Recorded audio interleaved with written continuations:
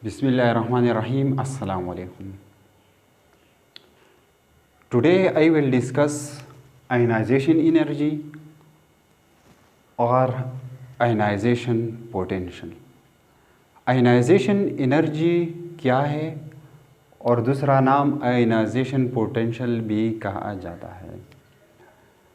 The maximum energy required to remove the valence electron from a gaseous atom is called ionization energy or ionization potential.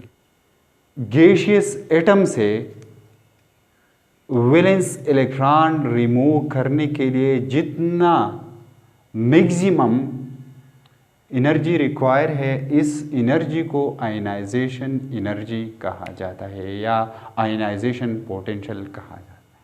For example sodium, इसका ionization energy है 496 kJ पर मोल. ये है ionization energy of sodium.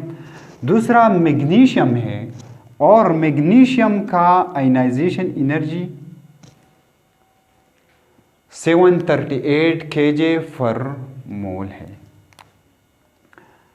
इसके बाद ionization energy और periodic table में periods और ग्रुप में आयनाइजेशन का एनर्जी ट्रेंड क्या है. जब हम लेफ्ट से राइट तक जाते हैं तो आयनाइजेशन एनर्जी इंक्रीज हो जाता है, बिकॉज एटम का साइज छोटा हो जाता है और attractive force between negative and positive charge ज़्यादा हो जाता है. तो इसलिए ionisation energy left to right in a periodic table increase हो जाता है. और जब ग्रुप में जाते हैं टॉप से बॉटम तक तो आयनाइजेशन एनर्जी डिक्रीज हो जाता है,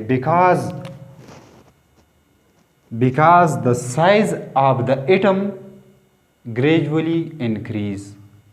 तो इजीली आयनाइजेशन होगा एटम से, बिकॉज एटम का साइज ज़्यादा हो जाता है, इंक्रीज हो जाता है. ये है आयनाइजेशन एनर्जी और इसका डिफिनीशन.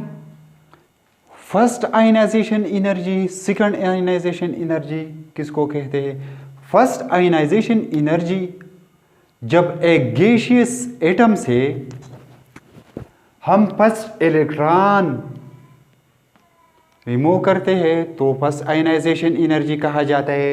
जब हम एक गैसियस एटम से सेकंड इलेक्ट्रॉन, दूसरा इलेक्ट्रॉन निकाल सकते हैं तो ये सेकंड आयनाइजेशन एनर्जी है एक गैसियस एटम.